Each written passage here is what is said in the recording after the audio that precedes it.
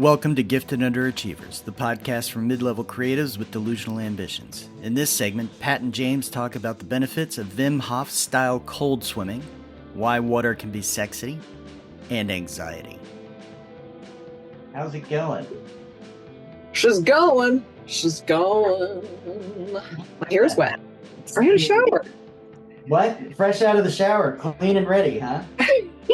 Had a shower, did my Wim Hof breathing. What else did I do? I did a I want to do Wim Hof cold swimming. Do you really? I really do, and I've done it, and but I can't say I've done enough to say that I'm doing it. But don't be so hard on yourself. You're doing it.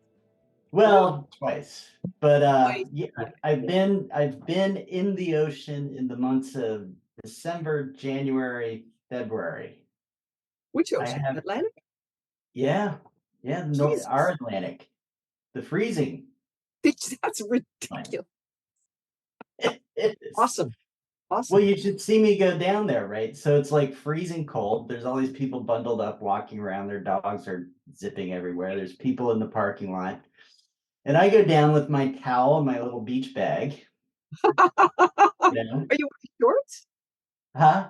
Are you wearing like swim? No, I'm wearing, but then I kind of waltz down there, strip down. Jesus. And, waltz myself into the water and then get down in there, scrub around a little bit and then race out. And it feels awesome. Yeah. It's cold as fuck. Nice. But, it's not like, I've got to swim, a mile and come back. And it's amazing how good it feels for how long it feels good. Yeah. So. Well, that's interesting, so because I'm very interested in Wim Hof, and I would love to try the icy plunge, but I even have trouble with running the shower cold at the end, But then when I was in New Zealand, we went to the mud baths in Rotorua, and so you bathe in like warm mud. It's really good for your skin and everything else. Whatever ails you, that's what the Maori warriors used to do after a battle. And then you can, you clean yourself off, and then you can have there's hot pools there too. You go soak in a hot pool, and then they have this cold plunge with a waterfall, and it's like this deep on me, and then you can get out of the waterfall, and it's fucking freezing. And the first time I went in, I was like, this is ridiculous. And then after that, I was like back in there probably 3 or 4 times after the hot pool, because it just felt so invigorating. It was unbelievable. So I know whereof you speak to a degree. But just the guts it would take to do that by yourself, to actually go there and do that without anybody else going, come on. For me, that would be very difficult. It's intimidating. It is. I mean, it sparks a lot of social anxiety. But at the same time, I shift my thinking, right? So I'm going down there and I see these people walking around, and they all start to kind of stare at me like, what's this idiot up to? and so the anxiety ramps up, and then I'm like, okay, I got to shift my thinking. These are my rescuers.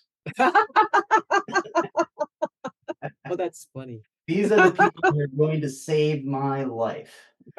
So appreciate them. Friendly wave. Yeah, friendly waves. And as water comes up to my,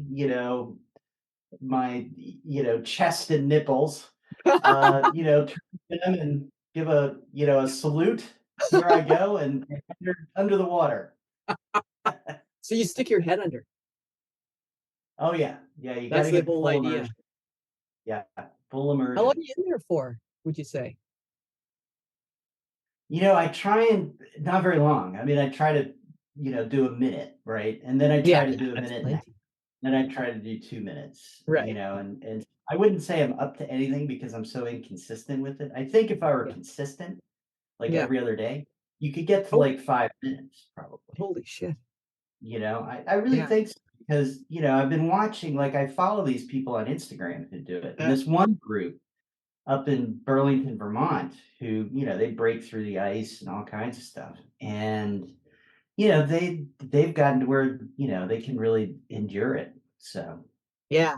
Well, it just makes sense on so many levels. Like I go swimming when we used to rent a place on a lake up in like near Kamloops. Anyway, the interior. The lakes are really, really cold. Like yeah. really cold. Under the top, 6 to 8 inches, and depending on what part of the lake you're in. Um, and I used to get sort of addicted to swimming out as far as I could go to the middle of the lake without feeling like, well, I could get run over by a canoe or something. And then just like you get used to it, and it also starts to feel like your natural habitat in a way. Yeah. Yeah. You Very start cool. to feel more like a fish. Yeah, yeah. It's Yeah. just I don't know, there's something. I love water. I love swimming. So it's just one of those things that I think if I was more disciplined maybe, and if there was a closer beach, because Vancouver's just surrounded by beach on the Pacific Ocean, Uh-huh. but it's got traffic is bad here. I mean, there's a bunch of Yeah. people who don't know how to drive. And I'm probably one of them. I don't like to think that, but maybe. And then, it's just like it would take 40 minutes to get to the closest beach Oh, really? on a weekday in the morning. Oh, that's And that's crazy. if I went at like 6, it wouldn't. Yeah, but who wants to do that? I don't It, know. it's already hard enough, right? So if you make it even harder, Yeah, you won't do it. yeah. And yeah, I did see this thing down at the beach, down at Spanish Banks, which is where the Spanish galleons came in like the 1700s.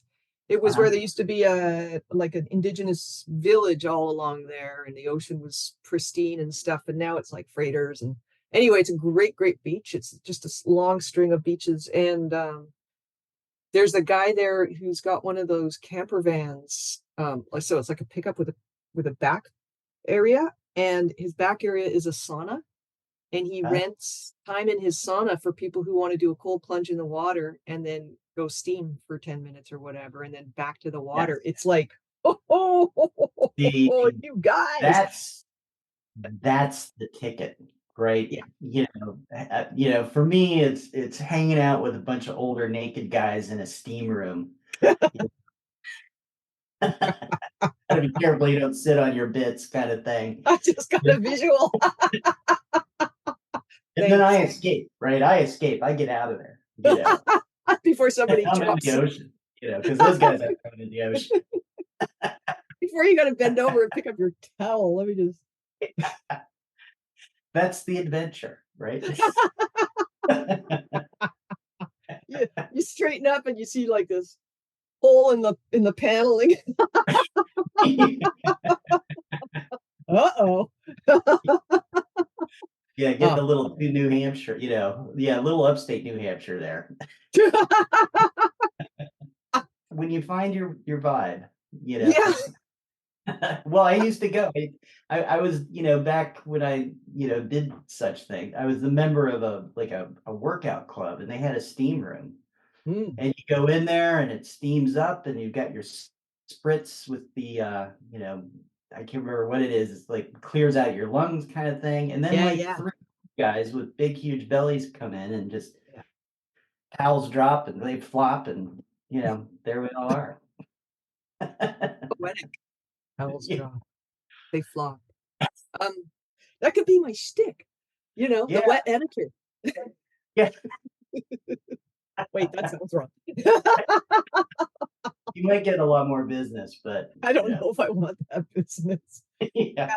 I need to have a 1-900 number. Okay, well, I don't know why I'm on this track of it's getting filthy around here, I must say.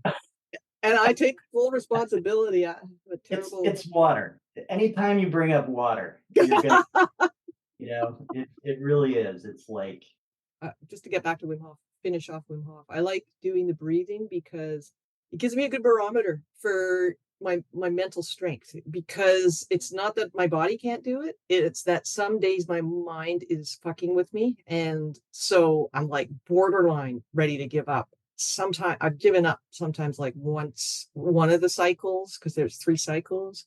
And I'm like, that's not my body. That is actually my mind, not, it's second guessing me or whatever. And so I find it very good to do every morning just to kind of remind myself that my mind can fuck with me all day long if it wants to and Mhm. stop me from, you know, um, going after what I want. So, Yeah.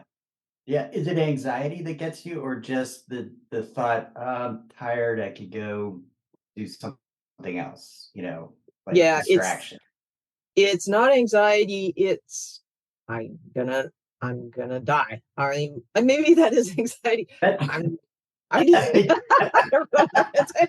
Like, I'm gonna need to take a breath. I don't want to, but listen, your diaphragm muscle, it's so clenched right now. I don't care.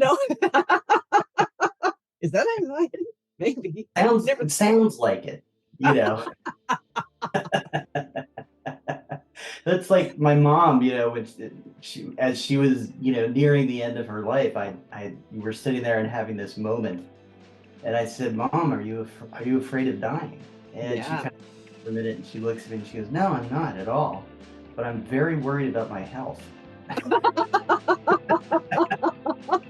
That's good. Was she joking? That's Yeah, hilarious. yeah, half joking, kind of half serious, That's and so funny. it's not anxiety, it's my fear of death.